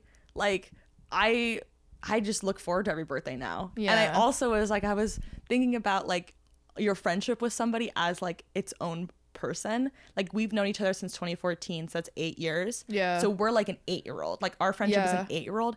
Can you imagine what our friendship would be like when our friendship is like 25? Yeah. Like, and that there would be is crazy. There is just something that you get with friends over time that you just like. Yes. I was actually talking to one of my friends in New York, Tejas. He was like, how well do you think that we know each other? I was like, I don't know. Like we hung out for like 2-3 weeks. Like I knew him for like a month. I was like, I don't Yeah. know, like 5%. Like I Yeah. don't know you at all. And he was Yeah. like, what? But he's like 21, you know. I'm like, I have like That's the world. That's yeah, the world. I'm just like, no offense, Tejas. Like, I think he's like actually like a super good. Like, Yeah. I just told you, I was like, oh yeah, I think like I Totally. like him a lot as a person. You can be 21 and be a good person. Yeah, and you can be very good friends with people too. But there is just something about knowing, like even like hometown friends. It's like you've known this Oh, person yeah. forever. Like there's just something stable and like trusting about, even if we could have Yeah. disagreements and it's just like, okay, yeah, like that's fine. Yeah. There's just something about time. Have you heard about like big friendship? No. There's this pair of friends that do a podcast about big friendship, and I think it's 7 years makes it a big friendship. Oh, I actually use that quote all the time. Like apparently that's like a number. Once Yeah. if you hit 7 years with someone, you'll be friends for life. Yeah, that's like Yeah, a I've big heard like that. that's like a significant friendship, and like that like changes like the tenor of your relationship, where it's like Dang. more like, yeah, it's like there's more longevity to it. I believe that. I do would always too. tell Jerry, I was like, because I heard that. I was like, oh, once we hit 7 years, we'll be friends forever. Yeah, But yeah, no. it's like even if you're not friends forever, it's just Yeah, like it's a different level. the texture of the friendship is just like something else that you can't manufacture. Like Yeah. you can't speed up time with another person to get there. Yeah. Like it's just some ineffable, Yeah. intangible thing. Yeah. Yeah. Yeah, I would even say, yeah, looking back on our friendship, there really truly have been like so many different versions and like so many different little like relationships. Like you've met many of my like Yeah. ex-boyfriends. I've met your So like just wild. like so many different avenues of things that we can talk about. Like Places you've lived. yeah, Like yeah, places places we've I've traveled, lived, like yeah. overlapping people, like worlds colliding. It Yeah. is pretty crazy. I still remember. One of the stories I will always tell was me cutting my finger. I think about that I recently thought about that.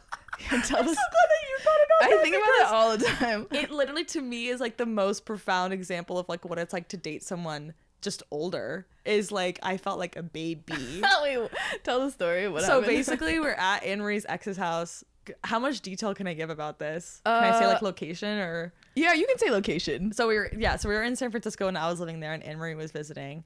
And I don't think I'd met him before. He is a really good cook, or I don't know if he still is, but at the time he was. Yeah.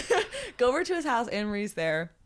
And Why did I make that the first meeting that? I have no idea why. I don't know, it was very comfortable. His like roommate was there, he was kind of funny. Like it was Yeah. just kind of like it was just like a very casual night. I think it just like had worked out, the timing had worked out. Basically, go over there. I was indulging in a little bit of the devil's lettuce. And basically, never, ever cook if you are not an experienced stoner, because this was like very early in my experience, like, you know, and I'm not even a good cook. I have horrible knife skills. Okay. So there's that to preface the story. He's cooking this elaborate meal and I'm like, I want to help, you know. Yeah. I feel like as a guest I should contribute, right? Yeah. I want to help. So I'm like, what can I do? He's like, okay, can you, what is it called? Microplane? Not microplane. Was it because there's like this Korean, like this Asian like cutter where you slices like it? slice, yeah, and you get really thin slices. There's was a it word that? for it. Yeah. What Anne Marie just described, it was that. It was like this little plane thing that you basically like take a zucchini and just spread it across and it slices it into really thin slices. Yeah. And he's like, the one thing he said to me was like, be careful when it gets to the end because you might cut your finger.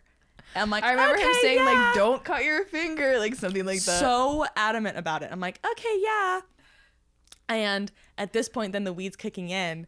And I'm like talking and laughing. 'Cause as Anne Marie said, I'm an extrovert. I'm like getting along so well. I'm like, ha ha ha, cutting. And then it's like I'm kind of just in a flow state where I don't even realize what I'm doing. And then all of a sudden I get to the end and I accidentally cut myself. Oh my God. The sense of shame like immediately fills the cavity of my heart, you know, like it just like ink was spreading in my heart. I was like, oh, I really fucked up. But I was like a little high and I was like, oh, I don't want to tell him. So I just kind of like, I don't remember if I don't even think I wrapped it in a paper towel. Oh my I think I just gosh. put my like bleeding finger just, in like, my standing hand there. and I used the other hand to finish grating it. Oh my So I was like, gosh. oh, it'd be unhygienic if I used Oh the my same gosh. hand. And then eventually he was like at the sink. So I was like, I have to just fess up because what am I going to do here? I didn't Just know this whole part of the story. do this for the rest of the night? So I was just like, hey, I think I got myself. And the look on his face, I literally felt like I was 5 years old again. I was like, oh my God, he's looking at me like I'm a child. And I was, 22 maybe? He literally took my hand, ran it under the sink water, like held my hand underneath the sink water. And then, Did he put soap on it? I don't remember that detail. Maybe, let's go with that. Lost all credibility. Then he dries it. And then the crowning part of the story is that he puts a SpongeBob Band-Aid on my finger. And I was like, I just got parented. Like, that was not a peer, that was a parent. Like, I felt like generations younger than this person. Yeah. And I just felt like, and it wasn't even like he had said anything that was Yeah. like that, even like, you little idiot. Like, it wasn't even like that. It was literally just the air. It was just something I couldn't even put my finger on. I was like, oh my God, I feel like such a dodo. Oh, It was just so humiliating. And I'm like, okay. I think that was you projecting. You Really? know, because I don't. You know, I feel like I would feel a vibe. Yeah, I don't even know if think you were so. in the room at that point, though. Oh, really? Like, I don't know if you're in the room, but it was just kind of like, to me, like, I've cut my hand in front of people before. Yeah. I just go and run my hand underneath the sink. They don't usually hold my hand underneath the sink and Band-Aid it for me. They usually just give me the supplies Yeah. because they assume that I have the life skills to do that. Okay, You know? I see where so the it was a little bit of the guiding hand that I Yeah. was like, so you don't trust me to do this because I just made a mistake that you told me not to make. So now you think that I'm like incompetent, you know? So it was just like, truly, I was like, maybe in my life, it'd be hard for me to maintain a relationship with someone that much older because not even that they were actually projecting that on me, Yeah. but I would be projecting that on them, Yeah. you know? Yeah. So I think that I'm looking back on it. I think that is like a thing where you're just like, oh, It's even, just- I mean, not even like that was a pretty that was a bigger age gap. But even for like people like a few years before, I would always just be like, when I was younger, I was like, oh, that's an age difference, or I'm like, oh, I'm so young and dumb. But I don't know. I don't feel that way that much. That's anymore. good. I mean, I mean, I just, because I meet a lot of adults that I'm just like, I mean, everyone's just like, no one knows what they're doing. yeah, no one knows but what when they're you're doing. 20, but when I was 23 or 20, whatever age I was, I didn't know that as much. Yeah, that's true. I think in your early 20s, it's not as Like, apparent. Yeah, like now that I'm 26, like when I turned 25, I was like, no, even when I was 24, I was like, I can't imagine dating like a 21-year-old. You know, like I couldn't imagine dating someone like 3 years younger than me. Now, especially being 26, I'm like, I don't really want to date anyone younger than 25, honestly.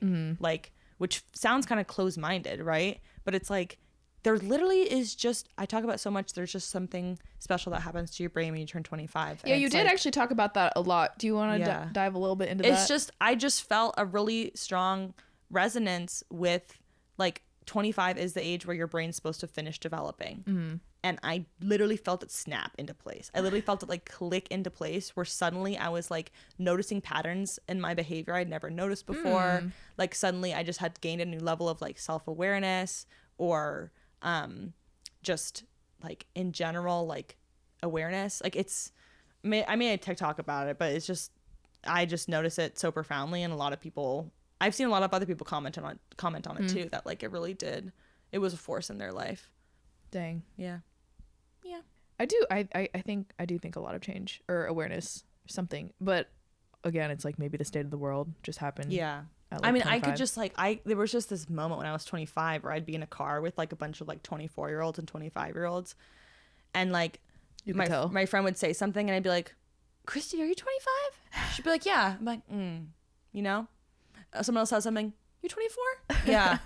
And obviously it's 50-50 fucking chance, right? So you can be like, this fucking bogus, blah, blah, blah. Whatever. It's my personal experience, and that's how I felt in the car. No, I do remember you saying that, like, Yeah. specifically at 25, like, you actually felt like there was a difference. Yeah, it's the level of like self-possession I feel, and ability to like go out in the world and like literally just be myself. Be myself. Yeah. Because I think a lot of times I used to like be, and that's actually what I know. That's why it would be hard for me to maintain a relationship with like 21-year-old, because we were talking about like you feel kind of lost at that age. Like you just kind of feel lost in the sauce, and you don't even know you feel lost in the sauce until you look back on it your and journals. you're like, oh my God, 4 I years was later. deeply confused. Yeah. And so now I'm like, yeah, I notice so often, because I meet a lot of people of all different ages here in Seattle.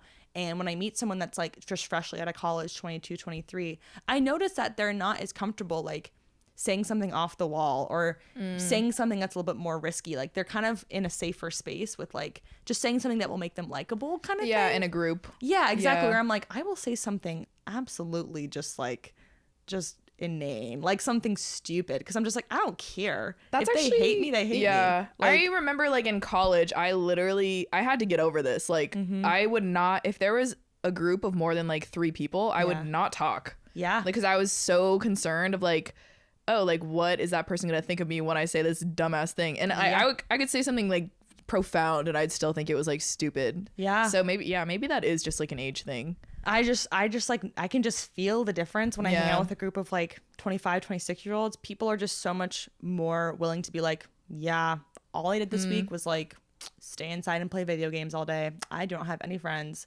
Versus like, I feel like a 23-year-old is like still caught up in like the appearances of like what they're doing. Like they're not as much just like, yeah, I did this weird ass, you know? Yeah. Like it's really wonderful when you can be like fully yourself in any environment, and especially around new people you meet. I've just noticed like that's just how you get quicker to like meaningful friendship, especially if you start from scratch. Yeah. You know, That's that's a also really why good it's point. fun meeting internet friends, because they've already validated that they like your identity. Yeah. So you're like, okay, I'm good. Like they already know who I am and they're about it. Yeah. You know, so it's like I don't have to pretend to be anything. Like Yeah. they already know who I am. Yeah. But at the same time, I think for internet friends, like you literally don't, at least for me, I'm like, I don't think you truly know anyone unless you're like sitting No. face to face. No, but you know enough, like, again, like a critical mass. Like, Yeah. I don't feel like it gets you to level 100 of friendship, but instead of meeting a stranger off the street at level 0, you're at like level 9. Yeah. You know? So it's like, Yeah. you have enough where it just like loosens the And grip. also just the nature of like creating online, I think Yeah. just changes the dynamic. Yeah, there's just a different level of comfort Yeah. there, especially with people that like Tiffany I had followed for literally a decade before I met her. Like, Dang. I do feel like I know a sense of her like Yeah. motivations in life and fears and you know Yeah. like just because of the way that she makes videos. But if you're somebody that makes videos about like cars, like I probably don't know that much about you. Yeah. Like, you know. Yeah. That is fascinating. Yeah, especially I like have only really every single person that I've met in like the last year, 21 to 23, Yeah. pretty much. It's very interesting. 21 years old. Yeah. To 20 like 3 pretty much. Interesting. Like Do you think that's because of your roommates? yeah, I think it was like a lot of the group that I was hanging out with, but even if I was just like even in Anchorage, like if I met a guy or something, he'd be like 22 or like 21. That's so interesting. Yeah. Or like the last guy that I was like talking to was like 24. Yeah. I mean, I find that like I don't even ask people's ages very much Yeah, anymore. Like I I don't don't really either. know because it doesn't really matter. Like it only matters when it matters. you Yeah. know? Like, but for a while I'm like, I don't even know. Some of my friends out here, I'm like, oh, I thought you were older than me, but you're younger than me. And some Yeah. people I'm like, I thought you were younger than me, but you're older than me. And some people I'm like, you're my age? Like, Yeah. it literally is like, it's so fun to like finally know people's ages. Cause I'm just Yeah. like, what? I think over like the last few years, especially with the pandemic and that kind of just like changing the perception of time. Yeah. It's like I get really confused by age. I'm like, Yeah. oh, I'm 26 now. Yeah. Yeah. I feel like I'm squarely 26. Yeah, I actually feel like I'm like I feel like you're 26 too. yeah, I feel like I'm I very see you as 26. Yeah. 26. I feel like for a lot of my life I was just like, oh, like I'll be able to do things when I get older. And I feel like I'm finally at that place where I'm like, oh, that's like that's the time. Like this Yeah. now. Now is the time. Now or never. And now you know who you are. You're Yeah. like, I'm good to go. Yeah. And now I know how I interact like in the world, I think. Yeah. And alone. Yeah. Yeah. Which is So good. now you've or come, in groups. yeah, like you were saying at the start, like you used to not be able to go to Target alone. Yeah. And now you're comfortable doing that. Yeah. And you also are comfortable inviting someone to do that with you. yeah. You know? Yeah. Either way. Either way. I feel like we sat here and talked and covered so many topics before that I'm just like I don't even know what we The talked only about. other thing that I wanted to scratch the surface Yeah, of that I let's do feel it. like we are uniquely qualified to talk about Yeah. is the evolution of college YouTube, where now, and I've mentioned this to a few people that understand the landscape of college YouTubing, it's so fascinating now that people are choosing where to go to college based on what will get them clout. Dang. Because that was never a consideration, but people are actually like, because people's calculations in their head is literally like, okay, being a college YouTuber is my pathway to doing YouTube full time. So the best way to do YouTube full time is to go to the best college, not I'm gonna go to the best college so they can get the best career. Yeah. It's like an inverted relationship. No, that is super interesting because like the Harvard college vlogs would pop off. It doesn't Yeah. matter who you are Yeah. as long as you have like Harvard, Yale, USC, Vanderbilt, like the top schools that people Yeah. are really interested in. That's so true. That Totally. is something that I was like, thank you, Elliot. He was like, you walked so I could run. Because also You did. I mean, I'm when glad we that started, no, I was like, that was extremely validating. I felt very seen because it's a whole industry now. It's that is clickbait. Which is crazy. Yeah. Because it was just not like that. Yeah. It was just not like that at all. Like that is actually, that's how people start their entire career. That's how 2 of my old roommates started their entire careers. They started doing college vlogs. Literally. Yeah. And so then they dropped the college part and just keep Even the YouTuber. Kelly did it too because he Yeah. went to college. Like that was kind of like the ultimate like, Yeah. I'm doing this for. So I'm like, it was so interesting because when we were starting, YouTubers were not going to college so that they could pursue YouTube full time. Yeah. Because they were already YouTubers. it was But like an now, option. Instead of like, because you can blow up on TikTok now and like kind of finesse your way into the social media world. But instead of doing that, if you're like, I'm down to pay like however much in tuition and like down, if you worked hard enough in high school or whatever the hell to get into a certain school, like that's also a path for you. Like it kind of like if you took serious, I truly believe if you went to a name brand school like that, Oh, for sure. and you posted a video a week, you literally Easy. could do it full time after That's college. kind of even what I say to people when they like look at YouTubers or people with a ton of followers. I'm just like, sometimes it's not even about the person. It's literally just luck in the But the algorithm. hard part about that is that the transition after that. Yeah. Because if people were following you for the environment, not your personality, Yeah. then how are you going to carry that? Yeah. Like that's always a really the big, rough, interesting. like that is because I still watch college vloggers because I love college campuses. Really? Like, That's I would- hilarious. I would love to work like at the University of Washington. Like if anyone's listening that works there, Oh my like gosh. I would love to work there. After I just talked so much about my shitty work ethic. But I would love to work there. And I watch so many college vloggers and I'm like, ooh, they're graduating. What are they going to do? Because that was such a weird inflection point in my channel where I'm like, what am I do now? You know, and I Yeah. kind of like stood in the college world for a minute after I graduated and I was like, that feels weird. Yeah. And then eventually like the working world. Yeah, I sort of still get like took off. offers for like I'm getting offers right now for like back to school season. I'm just like, I got, come on. like study apps and like Yeah. weird things where I'm just like, I don't make that content anymore. Like, and I don't want to. yeah, and it wouldn't make sense for me to. No. But yeah, it's just, it's bizarre. I'm like, the landscape has just like changed. It is so bizarre. So much. And I'm like, I literally do feel like an old hag where I'm like, Yeah, that's how I feel. I I'm was like, just go thinking off. that. Let's see how you forge a new path. Like, Yeah. But there is a benefit to that. Like again, like we have like I feel like we're in the perfect little like in between where we Yeah. have like some older YouTube friends, like Yes, younger YouTube yes. friends, where it is very cyclical. Like Yes. trends come and go. Like your channel goes up and down. Where at least we can have kind of like we can step back and be like, yeah.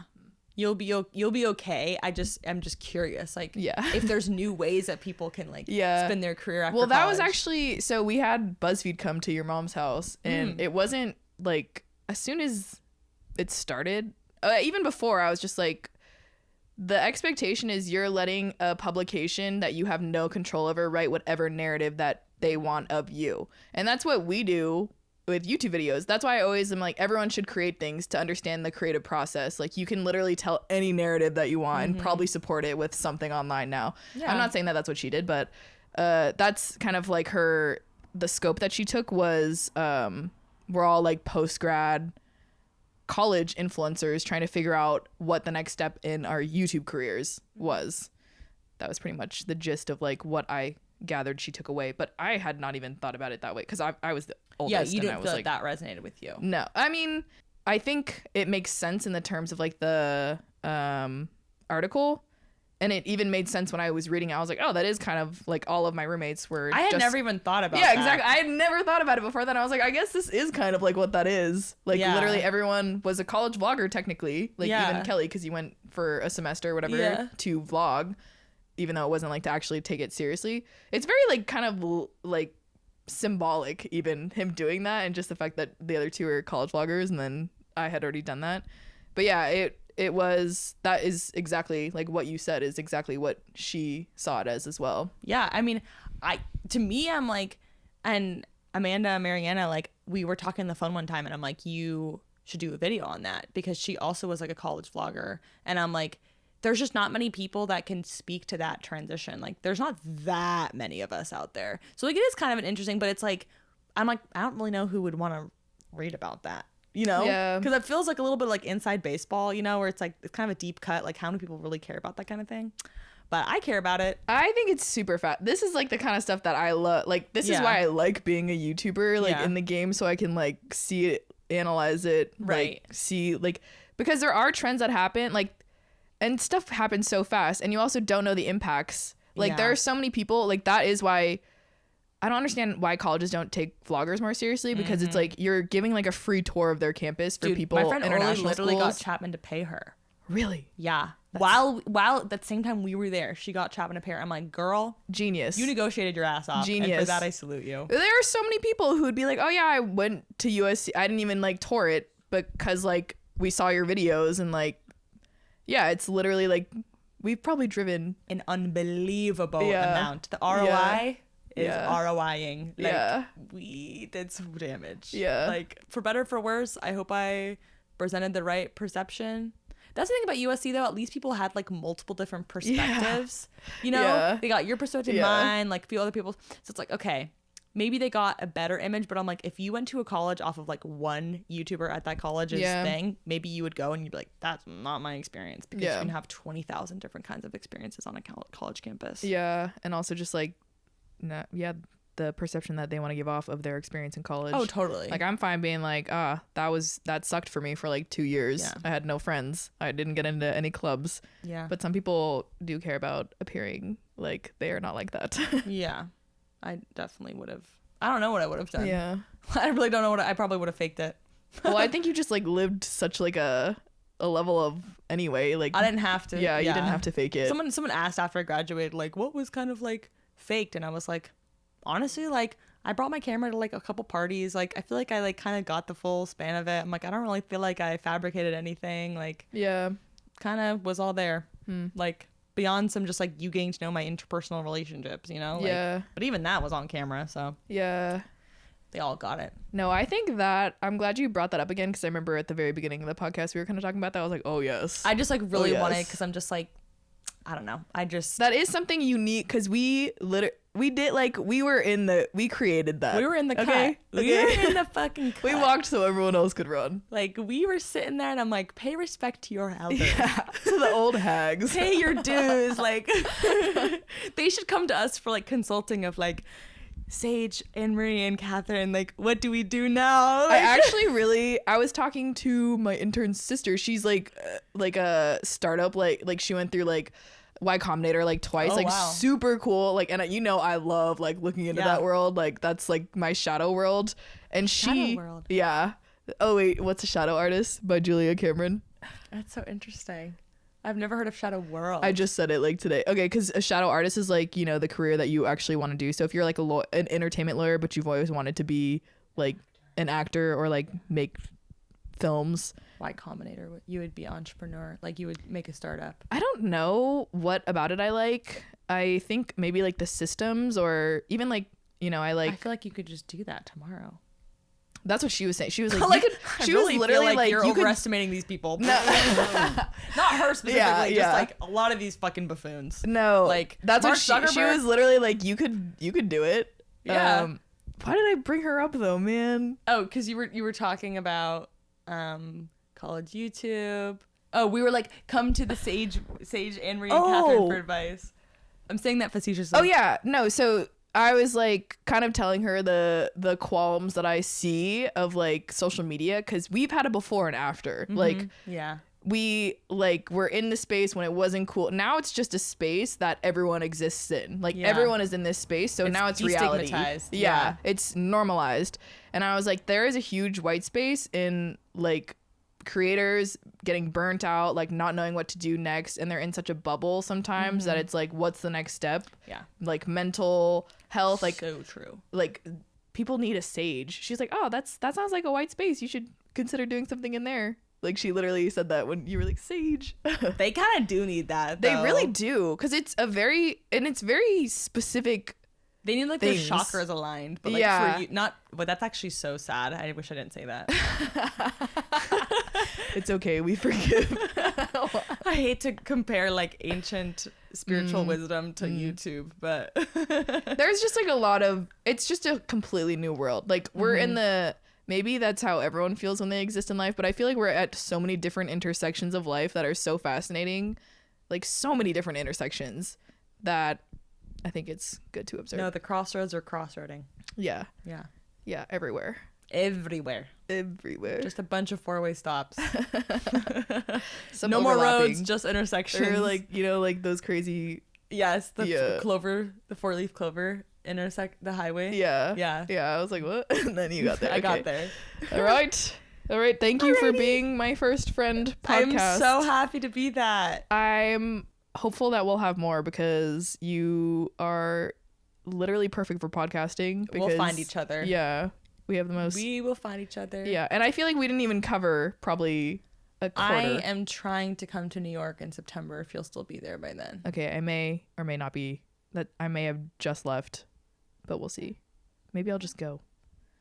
Okay. Good night. Good night. Yeah, what time is it now? 2:29. That's usually the time that I go to bed. Okay, perfect. All right. Wait. Where can everyone find you? Oh, Pretty much everywhere at Katherout, Katherout. And what are the origin stories of that name? It's just the opposite of my full name, which is Catherine. Clever. Yeah, those were the old days of YouTube. You had little punny names. I just stuck with it because I'm like, honestly, it's better than my full name. Really generic. So. Yeah. Emery Chase is a fake. Yeah. Better SEO for Katherout. That was Catherine the era Berry. that we were in. Stranger danger. Like no one used their actual name. Yeah. Now And everyone I kind just of uses love their that. name. Yeah, me too. I'm like, I feel like they'll probably be cyclical No, nature. for sure. It'll come back to that. Yeah. No, a lot of people like for writers, they suggest just posting under an alias or whatever, like a pseudonym. And just I absolutely would. So I wouldn't be just like lambasted on the internet for something I said. Yeah. I think that will be an interesting future development. Okay, well, before we get into that. Okay. Signing off. All right. Bye-bye. Bye-bye. Cather out. How was your outro rate? Yeah, Cather out. Cather out. Thanks for watching. See you all next time, and Cather out. That's it. I love it. Okay, thank you. Thank you.